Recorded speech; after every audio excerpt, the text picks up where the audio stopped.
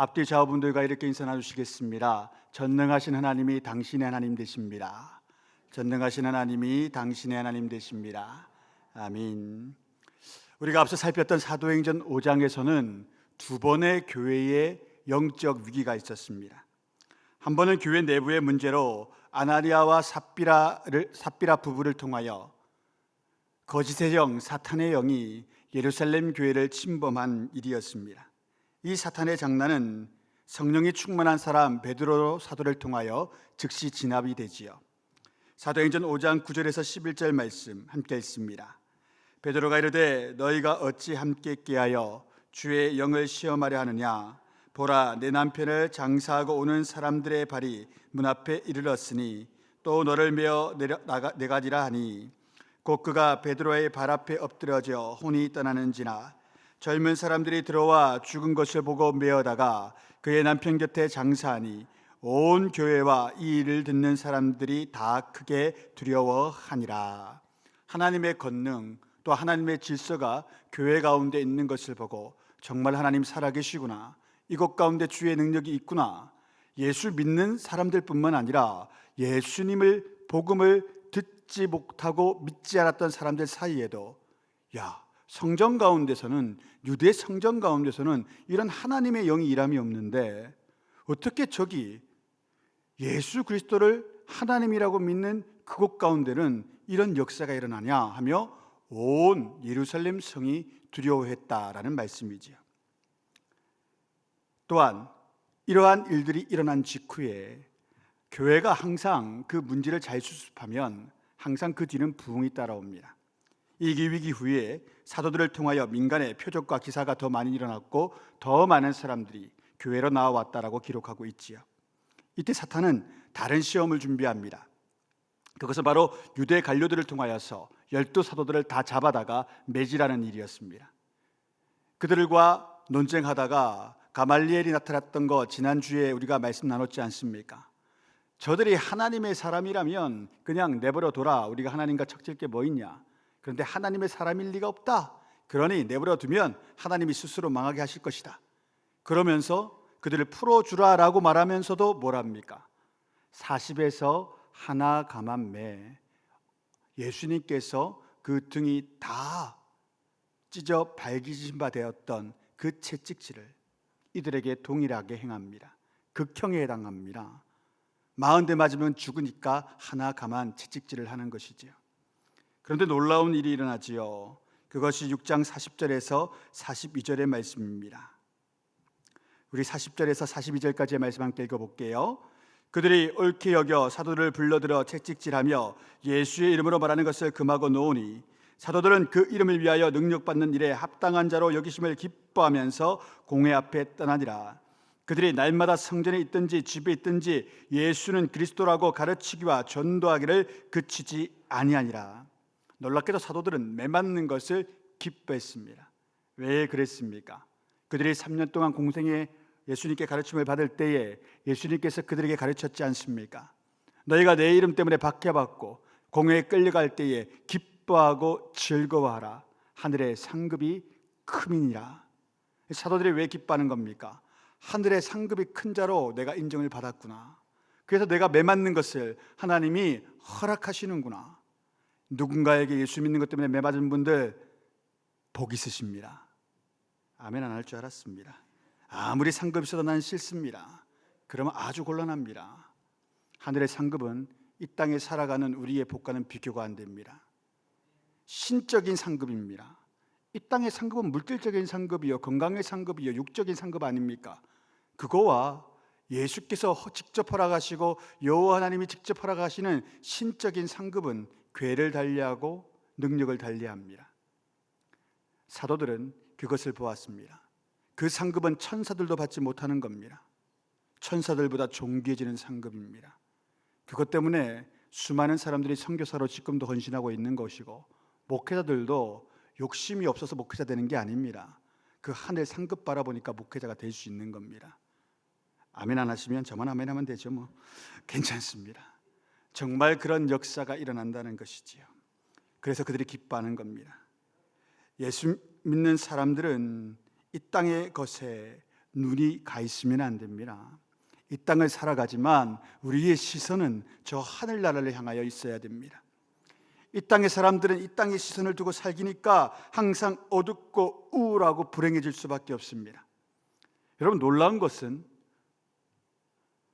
우리가 부러워하는 사람도 있을 수 있지 않습니까? 물질을 부러워하는 사람은 물질 많은 사람 부러워할 거고, 건강 없는 분들은 건강 있는 사람 부러워할 거고, 학식 없는 분들은 학식 있는 사람, 외모가 안 좋은 분은 외모가 있는 사람 부러워할 거 아닙니까? 그런데 정말 놀라운 것은 예수 없이 이것을 가진 모든 사람들은 다 우울증 약을 먹고 어둡고 심지어 죽지 못해 사는 삶을 산다고 고백하는 이들이 얼마나 많은지 모릅니다. 그들의 시선이 땅을 향하고 있으니까요. 가끔 예수 믿는 분들 가운데도 그런 분들이 계십니다. 예수 믿는데 어둡고 불행하고 우울한 거예요. 그 원인 분석을 해보면 동일합니다. 하늘의 시선이 안 가겠어요. 예수님 믿는데 오로지 이 땅이에요. 상대적 박탈감, 상대적인 불행 앞에서 나약해지시는 거죠. 여러분, 우리의 시선을 여러분들이 이 저녁에 이곳에 오셨으면 하나님께 고정하는 능력 달라 기도하시기를 바랍니다. 그때 우리 가운데 새로운 소망이 있습니다. 기쁨이 있습니다. 또 그렇게 우리가 바뀔 때 우리가 이 땅에 어둠을 가진 사람들 가운데 빛을 비추는 존재가 될 수 있고, 이 땅에 우울한 사람들 가운데 기쁨을 줄 수 있는 존재가 될 수 있고, 이 땅에 불행한 사람들 가운데 행복을 가져다 줄 수 있는 주의 권능 있는 일꾼으로 변모되는 역사가 일어납니다. 우리의 시선이 하나님께 있기를 주의 이름으로 축원드립니다. 오늘 6장에 들어와서는 교회에 또 다른 한 가지 시험이 닥칩니다. 그러나 이 시험도 교회가 잘 대처하면 크게 부응하는 일이요, 하나님께 크게 쓰임받는 일이 되는 시험이었습니다. 또 다른 부흥의 도약이 있는, 한 단계 올라갈 수 있는 그런 시험이었지요. 그 시험을 오늘 1절 말씀은 이렇게 이야기합니다. 1절 말씀 함께 읽겠습니다. 그때 제자가 더 많아졌는데 헬라파 유대인들이 자기의 가부들이 매일의 구제에 빠짐으로 히브리파 사람을 원망하니, 마케도니아의 알렉산더 대왕은 그 유럽과 시리아 땅, 지금의 중동이라고 불리는 그 땅들을 다, 페르시아까지 다 정복을 하지요. 이집트까지 내려가서 다 정복을 합니다. 북아프리카와 모든 유럽과 중앙아시아를 다 정복한 왕이 이 헬라 제국의 마케도니아의 알렉산더 대왕이었습니다. 예수님 탄생 200년 전의 인물이지요. 이 사람은 어느 지역을 딱 정복하고 나면 이방 지역에 꼭 헬레니즘 문화를 가르칠 사람들과 그리고 군대와 조직들을 남겨두었습니다. 그래서 그곳 가운데서 헬라 문화가 점차, 왜냐? 이 사람이 참 탁월하게 지혜했던 사람이었는데 군대로 안 돼, 전쟁의 능력으로 안 돼. 그래서 바벨론 망했잖아. 그래서 페르시아 망했잖아. 진짜 힘은 군사력의 바탕을 두긴 했지만 진짜 힘은 문화의 힘이야. 우리 그리스의 힘은 온 유럽과 세계를 정복할 만하지. 그런 문화가 있고 그런 철학이 있지. 그래서 이 제국이 존속되기 위해서는 각 지역에 문화 거점을 만들어야 돼. 정말 대단한 인간이지요. 그런데 이 대단한 인간을 하나님께서는 젊은 나이에 죽게 만들었습니다. 그래서 그가 다스렸던 큰 제국의 땅을 그의 부하였던 네 장군이 다스리기 시작합니다. 그런 네 지역의 장군 가운데 팔레스틴과 시리아 지역을 다스렸던 장군이 있었고, 다른 한 장군은 이집트 전 지역을 다스리게 되는데, 처음에는 장군이었다가 이 네 사람들이 다 왕조를 만듭니다. 일례로 클레오파트라라는 헬라 이름을 가진 이집트 여왕이 있지 않습니까? 이집트 이름 아닙니다. 클레오파트라, 헬라 이름입니다. 왜냐? 이 알렉산더 대왕의 네 부하 중 한 사람이었던 프톨로레이마이오스라는 그런 장군의 후예였기 때문입니다. 그러니까 그리스가 이집트를 집어삼킨 거죠, 쉽게 말하면. 근데 그게 유대 땅에도 있었습니다. 우리가 신약 성경 볼 때는 잘 안 나타나지만 정확히 말하면 팔레스틴 땅에 헬라식으로 살아가는 사람들, 헬라 땅에서 온 사람들이 아니에요. 그냥 거기도 헬라식 거점 도시들이 있어서 유대인들이 거기를 갔더니 시리아 지역에 있는 그런 거점 도시를 갔더니 헬라식으로 살아나는 거예요, 그 사람들이. 그래서 헬라 말도 쓰고 헬라 복장도 하고 심지어 결혼도 그런 사람들과 할 수 있는 그런 문화권 가운데 있는 사람들이 예루살렘에도 많이 있었다는 거예요. 거의 절반이 그런 사람, 또 절반의 사람들은 정통 히브리파 사람들, 그런 사람들이 또 유대교회 회당 가운데 모여 있고 하는 그런 시기였습니다. 그러다 보니 복음이 예루살렘 가운데 증거될 때 그런 절반의 사람들이 다 교회로 찾아왔던 것이지요. 그런데 문제가 생깁니다. 그것은 바로 분배가 잘못됐고 구제가 잘못된 게 문제가 아니에요. 진짜 문제는 1절 말미에 있는 거예요. 히브리파 사람을 원망하니, 이게 진짜 문제예요. 교회 가운데 우리는 그리스도 가운데 같은 형제요 자매입니다, 우리는 참 사랑을 아는 사람입니다 라고 말하는 초대교회 공동체 가운데 원망이 들어왔어요. 여기서 말하는 원망은 구약성경 출애굽기에 나오는 백성들이 모세를 원망하며 하나님을 원망하며 했던 그 말과 동일한 어원을 가진 말을 쓰고 있습니다. 그러니까 이거는 그냥 원망이 아니에요. 정말 깊은 원한과 같은 원망. 저는 이 말씀 볼 때마다 초대 교인들이 원망 대신 이런 언어를 썼다면, 이게 구제가 좀 잘못됐습니다, 이것에 대한 선처를 부탁드리고 조정을 좀 부탁드립니다 라는 말을 하였더라면 얼마나 좋았을까. 원망하였다가 아니라 이런 일이 있음에 이것을 잘 풀어달라 부탁하였더라 라고 말하면 얼마나 좋았을까 라는 생각이 있습니다. 사도는 이때 저들의 원망 때문에 이 일이 얼마나 심각한 일인지를 영적으로 바로 캐치하게 되었습니다. 영적인 지도자가 이래서 중요해요. 이거는 행정적인 일 아니다. 이것은 그저 우리 사람과에 일어난 일이 아니요, 이것은 영적인 문제가 있다. 그래서 이 영적인 문제를 어떻게 이들이 해결합니까? 행정의 미숙 때문에, 나눔의 미숙 때문에, 아니면 진짜 차별이 있었기 때문에 라고 생각했다면 어떻게 하겠습니까? 빨리 제도를 만듭시다. 제대로 된 제도와 그 제적을 어떻게 할지 조직을 제대로 만듭시다 라는 말부터 했을 겁니다. 그런데 이것이 영적인 문제다라는 것을 어떻게 저들이 영적인 문제라고 생각했는지 우리가 알 수 있습니까? 2절 말씀 보면 사도들이 정확하게 이렇게 고백합니다. 함께 읽어볼게요. 12 사도가 모든 제자를 불러 이르되 우리가 하나님의 말씀을 제쳐놓고 접대를 일삼는 것이 마땅하지 아니하니. 3절 4절 다시 읽습니다. 형제들아, 너희 가운데서 성령과 지혜가 충만하여 칭찬받는 사람 7을 택하라. 우리는 이 일을 그들에게 맡기고 우리는 오로지 기도하는 일과 말씀 사역에 힘쓰리라 하니. 아멘. 오늘 이 원망의 문제는 사도들이 말씀과 기도에 집중하지 않고 접대, 곧 식사를 섬기는 일에 집중했기 때문입니다. 여기서 말하는 접대라는 말은 헬라어로 트라페자라는 말인데 식사 테이블을 의미합니다. 또 일삼는 것이라는 것은 우리가 교제라고 말하는 디아코니아의 어원이 되는 디아코니오라는 말인데 섬기다, 섬기는 직무를 하다. 즉 다른 말로 이것을 다 이어서 말하면 식사에서 섬기는 일. 마치 웨이터가 또 웨이트리스가 우리가 이렇게 좋은 레스토랑 가면 잘 섬겨주시잖아요. 나이프는 이렇게 쓰시는 겁니다. 스프는 이렇게 쓰는 겁니다. 이것은 어떤 고기입니다. 어떤 무엇입니다. 설명해 주고 심지어 이렇게 뭘 두고 뿌려주고 하는 그런 거 있잖아요. 그걸 누가 했느냐? 사도들이 했다는 거예요. 초대교회에 가부들이 오면 식사 자리에서 오늘 못 드셨지요? 집에 가도 먹을 게 없으시죠? 어르신들 여기 앉으세요. 떡을 떼어주고 잔을 떼어주고 이건 어떤 분이 섬겨준 겁니다. 드셔보십시오. 또 저기서 어떤 우리식으로 말하면 권사님이 부른 겁니다. 베드로 목사님 이거 좀 들고 가. 저기 저 어르신 좀 줘요. 그럼 베드로가 뛰어가는 겁니다. 소리 좀 지르지 마셔요. 미안해요. 빨리 갖다 주세요. 그걸 하는 거예요, 사도들이. 그러니까 어떻게 돼요, 이분들이? 기도할 시간이 뺏겨요. 말씀 읽을 시간이 뺏겨요. 그러니까 어떤 일이 벌어져요? 그들을 가르쳐야 될 시간. 원망하는 사람들이 사도들의 손에 붙들려서 말씀의 양육을 받고 있었으면 원망하지 않았을 거예요. 말씀을 제대로 배우면 원망하지 않죠.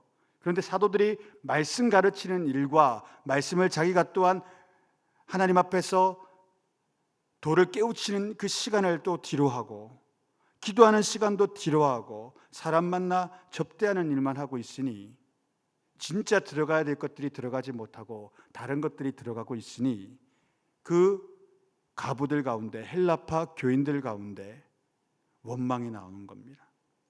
영적인 지도와 영적인 기도의 능력이 그들 가운데 부어지지 못했다는 이야기지요. 사도들이 그것을 바로 알았습니다. 이 영적 위기를 바꾸는 방법을 알고 있었지요. 그래서 구제 사역을 거룩한 다른 사람 7에게 우리가 허락하겠다라고 이야기하는 겁니다. 우리는 진짜 우리에게 그리스도께서 맡긴 사명, 주께서 주신 특별한 사명에 들어가려 한다라고 말한 것이지요. 그때 초대교회 교인들도 예루살렘 교인들도 기뻐했습니다. 왜냐? 맞아. 베드로 목사님이, 요한 목사님이, 도마 목사님이 기도할 때 많은 이적이 일어나잖아. 저분들은 기도해야지. 우리가 기도하는 것과 저분들이 기도하는 게 같나? 또 저분들의 말씀의 능력이 있어가지고 저분들이 한번 설교하면 5,000명씩 2,000명씩 들어오는데 그 시간에 그 사역을 하셔야지 여기서 할머니들 섬기는 게 맞나? 그럼 우리도 할 수 있잖아. 우리가 못하는 걸 저들이 해야지 라고 말하기 시작했다는 것입니다. 그래서 이 시험을 다음과 같이 해결합니다. 5절과 6절의 말씀 함께 읽습니다. 온 무리가 이 말을 기뻐하여 믿음과 성령이 충만한 사람 스데반과 또 빌립과 브누고로와 니가노르와 디몬과 바메나와 유대교에 입교했던 안디옥 사람 니골라를 택하여 사도들 앞에 세우니 사도들이 기도하고 그들에게 안수하니라. 원망으로 분열됐던 교회가 영적인 리더들의 바른 지도력 앞에 순종함으로 교회가 더 큰 온전한 자유함과 복을 맛보게 된 것입니다. 항상 목회자들은 교회의 모든 사안을 영적으로 보는 눈이 있어야 되겠지요. 그저 사람의 말과 모양이 아닌 이 일들 가운데 섞여 있는 영적 기류를 읽어낼 수 있는 자들이 목회자가 되어야 됩니다. 그래서 영적 리더들은 항상 더 많은 기도의 시간과 더 많은 하나님과의 교제, 말씀의 시간이 필요한 것이지요. 오늘 5절 말씀에 따르면 이 구제 사역을 맡는 이들에게도 이 사도들과 같은 동일한 영적 능력이 있어야 된다라고 이야기하고 있습니다. 믿음과 성령이 충만한 헬라식 이름을 가진 7명의 사람들이 집사로 뽑힙니다. 상징적인 뽑힘이지요. 헬라파 가부들 가운데 구제가 잘못되었는데 히브리식 이름을 가진 사람 7을 택하면 이건 또 뭔가라고 할 것이니까 이 사람들이 헬라식 이름을 가졌다 하여 다 헬라파 유대인은 아니었을 거예요. 하지만 그 이름은 다 헬라식 이름이 있는 자들을 또한 선택하여서 그들 가운데 구제의 사역을 맡기게 됩니다. 사도 바울은 초대교회의 집사가 되는 이들에게 다음과 같은 기준과 척도로서 말씀한 바가 있습니다. 디모데전서 3장 8절과 13절, 집사가 어떠한 직분인지에 대한 설명이지요. 함께 읽습니다. 이와 같이 집사를 정중하고 일구이언을 하지 아니하고 술에 임박히지 아니하고 더러운 일을 탐하지 아니하고 깨끗한 양심의 믿음의 비밀을 가진 자라야 할지니 이에 이 사람들을 먼저 시험하여 보고 그 후에 책망할 것이 없으면 집사의 직분을 맡게 할 것이요 여자들도 이와 같이 정숙하고 모함하지 아니하며 절제하며 모든 일에 충성된 자라야 할지니라. 집사들은 한 아내의 남편이 되어 자녀와 자기 집을 잘 다스리는 자일지니 집사의 직분을 잘한 자들은 아름다운 지위와 그리스도 예수 안에 있는 믿음의 큰 담력을 얻느니라. 아멘. 아까 6절 말씀에서 안수했던 것처럼 여기서 말하는 집사는 안수 집사님들을 의미하죠. 성경적으로 말하면 그냥 집사 직분은 없습니다. 다 안수 집사님들이, 또 권사님들도, 여성들도 권사님들도 다 안수 집사와 같은 그러한 위치에서 안수를 받아 직분자가 되지요. 성경에서 말하는 집사란 바로 안수받는 집사, 안수받는 권사님들을 의미합니다. 그런데 기준이 상당히 까다롭지 않습니까? 이게 성경적인 겁니다. 이 성경적인 기준을 맞춰 교회 안에서도 직분이 베풀어져야 되겠지요. 그러지 못하면 성경적이지 않은 것이고 성경적이지 않다는 것은 불순종하고 있다는 것 아닙니까? 그런 교회는 부흥하지 못합니다. 직분에 있어서 우리는 정말로 그 직분에 합당한 삶을 살아야 되어야 됩니다. 아멘 하셔야 됩니다. 직분자들 특별히 아멘 하셔야 됩니다. 목회자가 목회의 직분 가지고 가는데 바른 목회자의 삶을 살지 못한다. 여러분 어떻게 생각하실 겁니까? 마찬가지입니다. 목회자도 그러하고 교회 안에서 평신도 직분을 받은 이들도 동일합니다. 이 시대가 얼마나 영적으로 혼탁한지 그거에 대한 간념들도 없고 거기에 대한 깊은 신앙적 고찰도 없습니다. 엄청난 잘못된 일이지요. 우리 교회가 그렇다라는 거 아닙니다. 우리 교회는 복되죠. 몇 번이나 어려운 일이 있었습니다. 다 도망갈 수 있는 기회들이 있으셨지 않습니까? 근데 하나님이 여러분들을 붙든 이유가 뭡니까? 이곳이 내 교회입니다, 하나님. 누가 뭐래도 나는 못 갑니다. 이곳 가운데 사명 감당할 겁니다. 그 고백이 여러분들에게 있어서 지금 여기 계신 거잖아요. 그래서 저는 복된 목사죠. 그런 교회에 청빙되어 왔으니 아멘 안 하시면 진짜 아유 그냥 하는 말입니다. 여러분 가운데 다 아멘 있는 줄 제가 압니다. 이 12사도 외에 이런 능력 있는 7명의 새로운 평신도 리더가 예루살렘 교회에서 세워졌습니다. 그러니 이제 일어날 일은 당연히 또 다른 부흥 아니겠습니까? 이 시험과 이 어려움을, 이 과제를 하나님 앞에서 잘 이겨냈으면 당연히 따라오는 건 또 다른 부흥입니다. 우리 7절 말씀 함께 읽습니다. 하나님의 말씀이 점점 왕성하여 예루살렘에 있는 제자의 수가 이 도에 복종하니라. 아멘. 말씀이 점점 왕성하여진 이유는 7 집사님들 덕에 이 12사도가 말씀과 기도의 사역에 더 집중할 수 있었기 때문이지요. 본연의 임무에 들어가니까 당연하게 그 말씀이 왕성하여지는데 이때 능력이 폭발력이 있어 허다한 제자의 무리와 더불어 허다한 제사장의 무리, 이 제사장들은 예수님을 못 박는데 1등 공신이었던 사람들입니다. 또한 사도들 12명을 잡아가서 산헤드린 공의 앞에서 채찍질을 하는데 도움을 주었던 사람들의 친족들입니다. 그런 이들이 예수를 믿기 시작했다는 것입니다. 성령의 역사요, 하나님 말씀의 권세의 역사입니다. 사랑하는 성도 여러분, 전도할 때 우리의 소위 말하는 말빨을 믿으시면 안 됩니다. 뭘 믿어야 되나? 하나님의 말씀을 믿으셔야 됩니다. 내가 그냥 하나님 말씀만 읽어 증거해도 이 말씀 가운데 역사하시는 성령의 능력을 믿으셔야 됩니다. 내 입술의 어떤 능력, 내 삶의 어떠한 논리 아무 소용없습니다. 진정 소용 있는 것은 내가 이 말씀 믿고 선포하는 일입니다. 그때 말씀이 역사하시고 주의 영이 역사하시는 것입니다. 그런 부흥이 또 다시 예루살렘 교회에 일어났습니다. 이때 이런 부흥이 일어날 때 하나님은 한 평신도 사역자 가운데 집중하십니다. 그것이 바로 스데반입니다. 하나님은 평신도 사역자로 스데반을 선택하셨는데 그에게 사도들과 같은 권능을 허락하여 주셨습니다. 8절 말씀 함께 있습니다. 스데반이 은혜와 권능이 충만하여 큰 기사와 표적을 민간에 행하니. 앞절들에서는 1장에서 5장까지의 말씀에서는 사도들을 통하여라고 말씀하고 있었습니다. 교회가 평신도 사역자로 스데반을 세웠는데 하나님의 생각은 다르셨어요. 나는 너를 사도들과 같은 은혜와 권능이 충만한 자로 큰 기사와 표적을 행하는 자로 삼았노라 말씀하시는 것이지요. 사랑하는 성도 여러분, 은혜와 권능은 하나님이 주시는 것입니다. 목회자라고 자연스럽게 받는 것도 아니요, 평신도라 하여 받지 못하는 것도 아닙니다.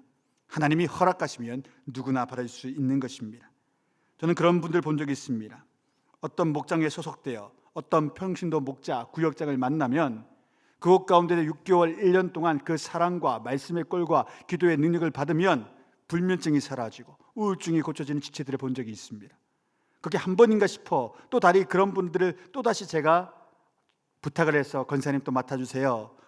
목사님 또 해요. 당신은 달란트가 있어요. 받으세요. 이분입니다. 그것도 1년 섬기면 놀라워요. 우울증이 상당 부분 사라지고 돼요. 정말 심한 분이었는데 점점 나아져요. 왜요? 하나님이 그런 이들에게 권능을 주시기 때문입니다. 또한 어떤 목장에 어떤 목원을 제가 이렇게 넣어드릴 때가 있어요. 목장이 기도하는 목장이에요. 진짜 악령이 떠나가고 정말로 거룩한 능력이 그 목장 가운데 있어서 그 가정마다 함께 기도할 때 성령의 특별한 능력이 나타나는 목장들이 있어요. 그런 권능들이 있는 평신도 사역자들이 많은 교회가 좋은 교회라고 믿습니다. 저는 우리 교회가 그런 축복받기를 주의 이름으로 축원드립니다. 스데반 집사님 또한 그런 사람이었습니다. 그는 자유민들이 있는 해당에 말씀을 증거하러 갔습니다. 그리고 그 증거 중 논쟁이 일어났지요. 9절 말씀 함께 읽습니다. 이른바 자유민들 즉 구레네인 알렉산드리아인 길르기아와 아시아에서 온 사람들의 해당에서 어떤 자들이 일어나 스데반과 더불어 논쟁할세.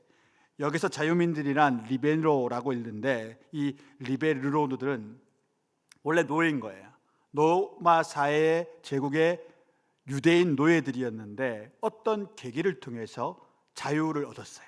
자유민이 되었어요. 특별히 이 시기에는 어떤 사람들이 큰 자유민이 되었냐면 서기 63년건 폼페우스 장군에 의하여 유대인들이 너무 싸움을 잘하는 전투 집단인 거예요. 다윗의 후예들 아닙니까?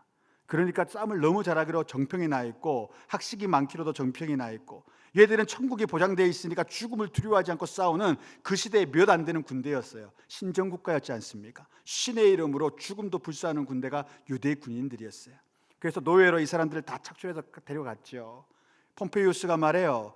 니들이 이 전쟁에서 공을 세우면 너희들이 자유민이 될 뿐만 아니라 로마 시민권도 허락해 주겠다. 그래서 정말로 많은 사람들이 폼페이우스 장군에 의해서 유대인들이 자유민이 되고 로마 시민권도 획득하게 됩니다. 그런 사람들이 흩어져 살다가 저 구레네는 북아프리카에 있는 곳입니다. 북아프리카에 있다가 알렉산드리아는 이집트와 마게도냐에 있는데 거기서 있다가 또한 길르기아 지금의 터키 북부 지역 또한 아시아 지역 터키 남부 지역에 있던 사람들 그렇게 흩어졌던 사람들 자유민의 후예들이 이번에 우리는 예루살렘으로 돌아가자 하고 예루살렘으로 돌아왔어요. 막상 돌아오니까 그들에게는 우리와 같은 교회에 해당이 있었지 않습니까? 해당에 들어가 보니 너무 틀려 여기 있는 사람들은. 그래서 이 사람들이 돈도 있고 로마 시민권도 있는 사람들이니까 우리 그냥 우리 해당을 하나 세웁시다 해서 자유민들의 해당을 세운 거죠. 그것 가운데 스데반이 들어가서 복음 증거했던 겁니다.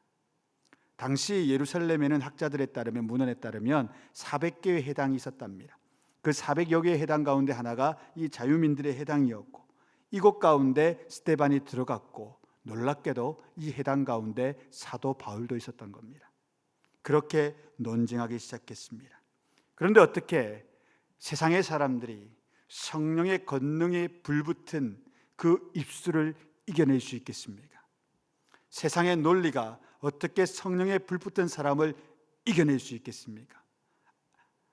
논쟁을 하면 할수록 수렁에 빠지는 것을 이들이 보게 됩니다. 그래서 저들이 말로는 안 되겠다. 근데 너무 답답하다. 어떻게 해볼 도리가 없겠냐? 이때 사탄의 영이 그들을 붙잡지요. 예수님 죽였던 방법 그대로 거짓 증언을 세워 스데반을 죽이려 합니다. 10절에서 13절의 말씀 함께 읽겠습니다.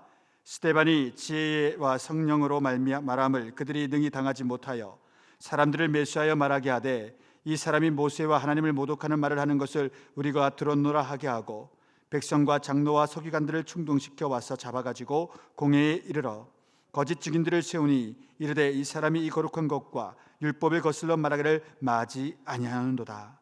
이 사탄의 사람들은 항상 신천지와 같이 거짓말을 겁내지 않습니다.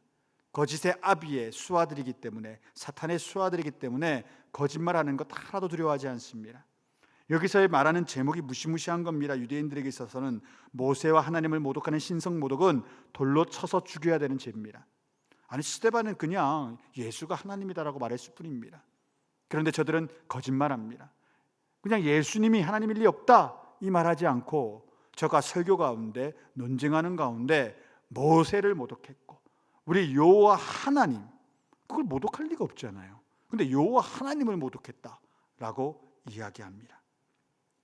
그래서 스데반을 죽여야 한다라고 생각하고 말했던 것이지요. 또한 이들이 그런 제목으로 스데반을 잡아서 또다시 사내들인 공회에 너무 친숙하지 않습니까? 예수님을 잡아가서 죽였던 것, 얼마 전 베드로와 요한을 가두게 했고 매질했던 것, 또다시 12사도를 잡아다가 매질하고 풀어주었던 것, 그곳에 다시 스데반을 집사를 잡아온 것입니다. 그리고 14절 말씀에 이렇게 거짓 증언을 또다시 말합니다. 함께 읽습니다. 그의 말에 이 나사렛 예수가 이곳을 헐고 또 모세가 우리에게 전하여 준 규례를 고치겠다 함을 우리가 들었노라 하거늘. 스데반은 다 설명하는 사람이었습니다. 요한복음 2장 14절에 19절의 말씀이었겠지요. 예수께서 대답하여 이르시되 너희가 이 성전을 헐라 내가 사흘 동안에 일으키리라. 이 말씀을 하며 스데반은 설명하죠. 이것은 예수께서 자신의 몸된 성장된 몸이 사흘 만에 죽어 부활할 것을 이야기하는 것입니다. 복음 증거하는 사람들은 다 이것을 증거한단 말이에요. 다 설명한단 말이에요. 그런데 그 설명을 싹 지워버립니다. 너희 말했잖아. 너희 말했잖아. 요즘에도 신문과 방송에도 왕왕 그런 일들이 있지요. 어떤 사람이 어떤 말을 하면 뒤에 다 설명이 있는데도 불구하고 앞에 문장만 딱 떼가지고 몹쓸 사람 만드는 일들이 왕왕 있습니다. 참 어리석고 나쁜 일이지요. 지금 이 유대인들이 그렇게 스데반을 말하는 겁니다. 이제 스데반 압니다. 공회에 잡혀와서 이 분위기가, 전체적인 분위기가 우리 주 예수께서 죽으실 때와 같구나. 여기서 내가 해명하여 나올 수 있는 방법이 없구나. 내가 하나님을 모독한 자요, 내가 모세의 율법을 모독한 자로 고발되었다면 큰 역사가 일어나지 않고는 내가 살 수 없겠구나. 그걸 이미 알죠. 영적인 사람인데. 그 아는 사람의 모습을 15절에 이렇게 설명합니다. 함께 읽습니다. 공회 중에 앉은 사람들이 다 스데반을 주목하여 보니 그 얼굴이 천사의 얼굴과 같더라. 이 고백은 그 자리에 있던 사도 바울이 누가에게 해준 것이겠지요. 성경과 관련되는 사람 중에 그 자리에 앉아 있는 사람은 사도 바울 외에 없습니다. 그러니 바울이 보고 말했던 거죠. 사람의 얼굴이 천사 같더라. 천사 안 봤지만 우리도 그런 사람 보고 표현하지요. 뭐 이쁜 사람 말고요. 얼굴 안 이쁜데 천사의 모습 가진 사람 본 적 있으십니까? 얼굴 안 이뻐요. 객관적으로 보면 얼굴이 못나 보여야 되는데 어느 순간 제가 어떤 권사님 보는데 와, 천사다. 진짜 저건 천사지. 그런 표정을 가지신 분들이 계십니다. 제가 정말 부러워하는 고백 저번에 한번 말씀드렸는데, 제가 서울에 섬겼던 방주교회 원로 목사님 권용보 목사님이라는 목사님이 계신데, 이분은 기도의 어른이에요. 40일 금식도 막 하시고요. 월요일마다 산기도 올라가세요. 쉬어야 되는데 교육자들 다 불러가지고 새벽기도 딱 마치고 산기도 올라가셔가지고 오후 4시에 내려오시고, 그리고 금요 철회하시고, 성도들 가운데 무슨 일이 있으면 항상 금식하시고 눈물 흘리시고 무릎 꿇으시고, 그렇게 기도하시는 분이 되시니까 그 이야기를 많이 들었어요. 뵌 적도 몇 번 있는데, 그런데 제가 가장 충격받은 칭찬은 이거였어요. 이제 한 67세 이상 되시는 권사님들이 함께 생활하셨던 분들이니까 그 권사님들이 저한테 뭐라고 말하냐면, 몇 분이 그렇게 말씀하셨어요. 목사님 이런 말씀드리면 어떨지 모르지만 우리는 권 목사님이 강단에서 설교할 때 우리가 나중에 막 눈물 훔치면서 서로 이런 이야기를 했어요. 뭐라고요? 야, 우리 권 목사님 예수님 같지 않디? 너도 그거 느꼈냐? 진짜 예수님이 계신 것 같았어. 나도 우리 주님이 저기 새기. 와, 나 평생 가서 그런 말 언제 들어볼까? 설교 말한다는 말도 들어본 적은 있어요. 기도에 능력 있으십니다도 들어봤어요. 근데 목사님 예수님 닮았습니다, 아직 못 들어봤어요. 주야, 목사가 예수님 닮았지, 그걸 들어야 되는데 그게 제 인생의 목표입니다. 그분처럼 60 넘어갈 때 70 넘어갈 때 그런 고백 들었으면 좋겠습니다. 사랑하는 성도 여러분, 여러분들에게는 어떤 목표가 있습니까? 전 정말 이게 목표거든요. 교회 부흥시키는 것도 목표 아니에요. 그건 하나님 능력 주시고 하나님이 이끄실 때 가능한 거라서, 그건 하나님 허락하시면 언제든 가능한 거라서 그건 제 인생의 목표가 될 수 없어요. 제 인생의 목표는 많은 사람들이, 예수님 믿는 사람들이, 또한 세상 사람들이 저건 정말 예수처럼 살아간다, 그 말 듣는 게 제 인생의 목표입니다. 여러분의 인생의 목표는 무엇입니까? 부자로 살아가는 것입니까? 이 땅 가운데 행복하게 살아가는 것입니까? 그것도 좋은 목표가 될 수 있습니다. 그런데 더 상위의 목표가 있습니다. 더 큰 놀라운 목표가 있고 영원히 지워지지 않을 상급을 받을 목적과 목표도 있습니다. 하늘의 시선을 두고 살아가는 사람들은 목적과 목표가 달라야 되겠지 않습니까? 우리 천성교회 교우들은 다른 목적이 있기를 원합니다. 쉬운 목표는 이거로 됐으면 좋겠습니다. 15절 말씀처럼 내 얼굴을 사람들이 볼 때 저 권사님은 천사야, 천사. 저 장로님은 천사야 천사. 저 집사님은 천사야 천사. 우리 교회가 그런 교회 될 수 있기를 다시 한번 주의 이름으로 축원드립니다. 하나님은 우리가 꿈꾸면 그것을 이루십니다. 아멘이십니까? 제가 처음 우리 교회 올 때 사족을 딱 1분만 더 쓸게요. 우리 교회 올 때 정말 많은 목사님들이 걱정했습니다. 이 목사 사나운 교회 간다며? 왜요? 그렇게 표현해요. 그분들이 그냥 사정 이야기 몇 가지만 했더니 너 힘든 데 간다며? 기도 많이 해라.